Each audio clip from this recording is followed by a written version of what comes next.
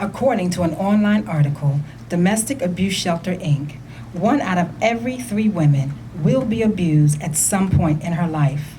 A woman is more likely to be killed by a male partner or a former partner than any other person. About 4,000 women die each year due to domestic violence.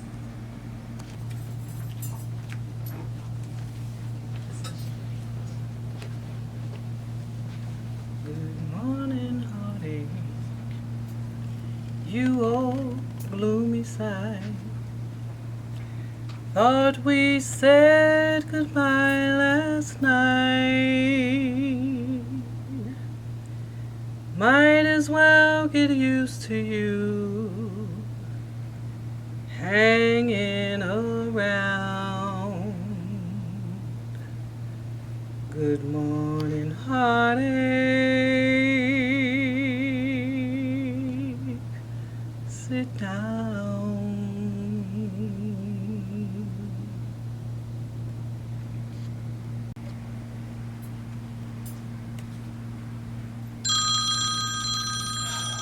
Who in the world is calling me? Hello? Hi. Yeah. No, I'm fine. I'm okay. Yeah.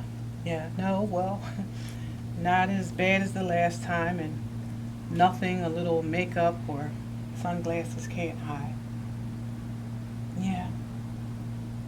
Yeah. Well, I mean, what am I going to do? I have these children to care for. Somebody has to do that. And where am I going to go? I've made this bed. I have to lie in it. Well, yeah. Thanks for the prayers, and in the meantime, I'm going to keep on trying to figure out a way. Yeah. But thanks, though. Thanks for checking on me. Thank you.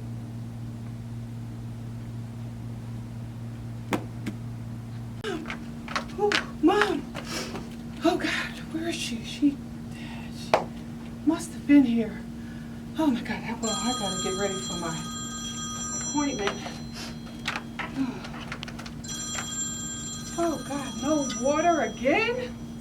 Oh, I'll get ready at I just have to get ready at my therapist's office. Oh, my God, if it's not the water, it's the electric, oh. Hello? Yeah, I'm on my way. Again, it's off again.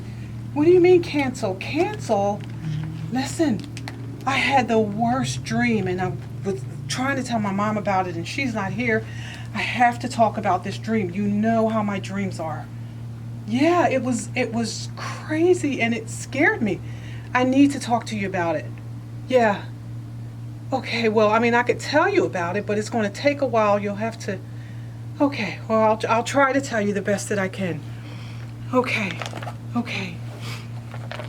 So in this dream, I'm somewhere in between 5 and 7 years of age, and so I'm sitting at the table with my brother, and my sister's there in the kitchen, and we're fighting at the table. Me and my brother were bickering back and forth. And my sister runs upstairs to tell my mom that we're bickering and arguing. And the next thing I know, my sister comes running down the stairs, but she just runs straight out the door. And after that, it's the craziest thing. Like, everybody disappeared. I don't remember where my brother went. I don't remember I don't even remember seeing her again. All I remember is that I ended up at my neighbor's house, and it seems like I stayed there all night, and then in the morning we were walking to go get some donuts. I think she had promised me donuts or something. But as we were walking, my aunt came to get me, and she said I had to leave with her. And I remember I was just like really sad. I had to leave with my aunt. And the next thing I know, I'm at my aunt's house. But then it seems that from there I went to a cemetery. But the crazy thing is that it was my mom. We were burying my mom. This is really scaring me because you know my dreams, you know how they are. And I just need to tell her, and she's not here for me to tell her. Oh, yeah, calm down, right. I get it. It's just a dream. I know. I know. Okay. But I really need a session. When can I reschedule? Next week. Okay. Wonderful. Next week. I'll see you next week. Thank you. Bye-bye. If only it were a dream, the reality would be that at age 7, she nor any of her 8 siblings would ever see their mom alive again. Found dead the morning of her youngest son's birthday, January the 7th of 1972. He too gone from amongst the living with a tragic end, death by suicide by the train, August of 2018. The book, Be Who You Say You Are, is a sequel to a previous book, Becoming the Person You Told People You Were, which are the biographies of Christie Shaw.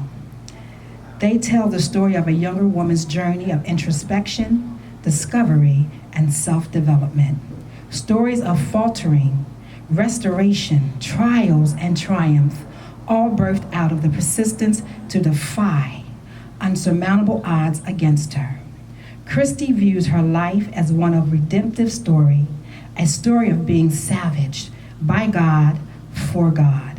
She is willing in this book to say to you, someone that has eyes to see and for you, a heart to hear.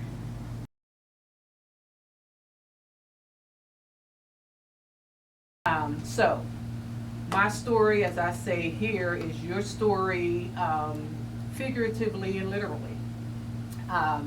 And so it is a story that I think a lot of people can relate to. And so that, that's it. I hope that you get the book, you enjoy the book, share the book. And then if ever, obviously, the two of you have any questions, you can call me. You can call me. So, and that's it. So I'm here to answer any questions that you might have. Maybe it's something that you can flip through, go through the book, have a question. And I'm here to answer questions, but I'm definitely here to sign your book. I'm so happy to see you still telling this story. Because I still live it. That's for one. I'm still living this story. And so to honor my mother, I believe that this is to honor my mother. I believe that I am honoring my mother. I believe that for all that she did for me in the short amount of time that she got to do it in, it was so that this day and days like this could happen. It is because I can sit here and talk to my great niece and my great niece about what happened. I could probably shed some light on why there is such estrangement between you and your dad's side of the family. And though it may not seem to be a direct line, it could be zigzag, but there's a connection. And so all of that is important because the reality is family is important, and that's one of the many things that I have had an awakening to over the course of the last few years, just how important family is. But I'm going to tell you something, dads are major. Moms are too, but dads are major. And so the impact of my father's choices didn't stop with him. The impact went on and on and on for many generations.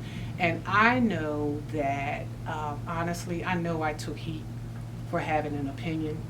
I took heat for telling the truth.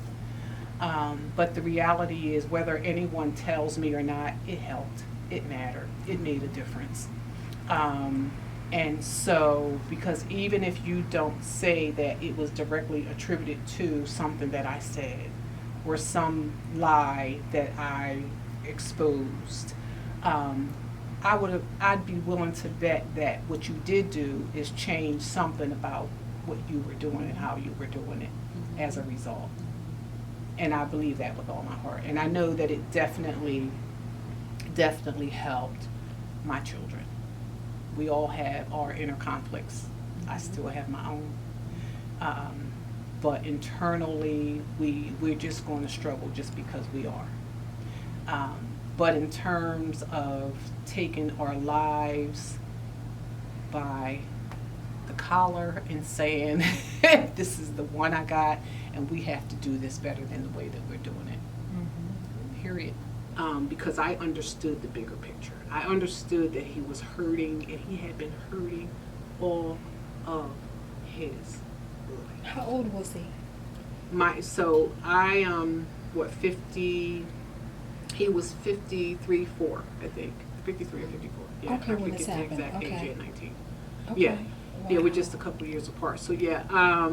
So when that happened, and not to lean in too much about him, because I tried to not do that. I tried to not make this about him or make this about, really about my mother per se, but just to show the through line and the fact that, there are people have asked, well, how could, that's selfish, that's this, that's that, who in the world, why in the world? Listen, even though I am rooted in the precepts and the principles of Christianity, I do not judge anyone having made that decision. Am I now, at this point in my life, have I said, what is that? How is that? How do you do that? I've asked the question. I have what I believe to be, some may disagree, but what I believe, I just have this very organic, this instinct to just forgive people.